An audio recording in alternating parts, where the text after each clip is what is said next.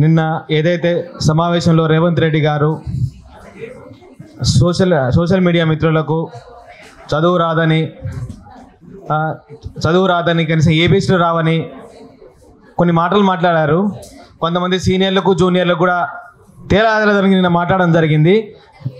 నిజంగా సీనియర్లకు జూనియర్లకు తేడా లేదంటే మీరు మాట్లాడడం చాలా హాస్యాస్పదం. ఎందుకంటే మీకంటే సీనియర్ నాయకుడైన కాంగ్రెస్ పార్టీలో బట్టి విక్రమార్క గారిని యాదాద్రి దేవస్థానం దగ్గర మీ పక్కన కిందన కూర్చోబెట్టుకున్నారు. కాబట్టి మీరు ఇలాంటి మాటలు మాట్లాడడం చాలా బాధ అనిపించింది. ఇంకోటి ఏంటంటే మీరు గెలవడానికి కారణం మీ ఎమ్మెల్యేలైనా మీ ఎమ్మెల్సీలైనా మీ మంత్రులైనా మీరు గెలవడానికి కారణం ఇవాళ ఈ సోషల్ మీడియా మిత్రులే. ఎందుకంటే 2019లో మీ దత్త మీడియా ఉందైన బిగ్ టీవీ కూడా ఒక ఈ సోషల్ మీడియా ఛానలే. కాబట్టి మేము ఏదైనా మీరు 2019లో గెలవడానికి ప్రధాన కారణం ఇలా యూట్యూబ్ ఛానల్ మాత్రమే. కాబట్టి ఏదైనా మాట్లాడేటప్పుడు ముందు వెనక చూసి మాట్లాడడం మంచిదని కోరుకుంటున్నాను.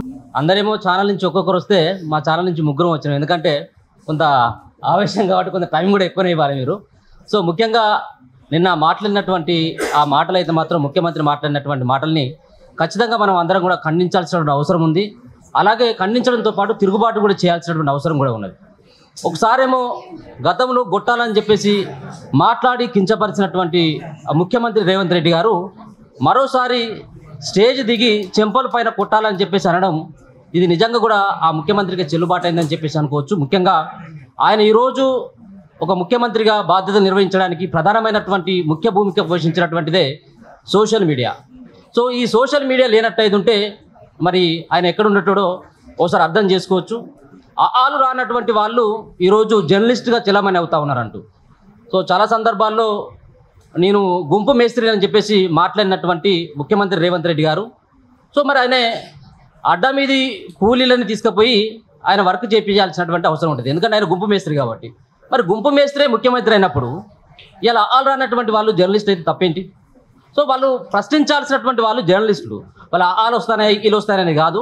సో ముఖ్యంగా అందరూ కూడా ఒక బాధ్యతతో పనిచేస్తూ ఉన్నారు. సోషల్ మీడియాలో ఈ రోజంతా కూడా ఆ యుగమే నడుస్తూ ఉన్నది. మీ మెయిన్ మీడియా అంతా కూడా ఒక రకంగా మీకు ఊడిగం చేస్తూ ఉంటే ఇలా సోషల్ మీడియానే ప్రశ్నిస్తూ ఉంది. దానికి చాలామంది ఛానల్స్ వాళ్ళు ఎంతో వ్యయ ప్రయాసాలకి ఓర్చుకుంటూ మీరేమో భజన చేసేటువంటి మీడియాలను చూసాం.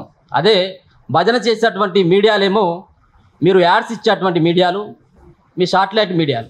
కానీ మేము భజన చేసేటువంటి మీడియాలు కావు సోషల్ మీడియాలు అంటే బద్దలు భాషంగాలు చేసేటువంటి మీడియా అని చెప్పేసి తెలియజేస్తున్నాం. Thank you so much. Thank you అన్న.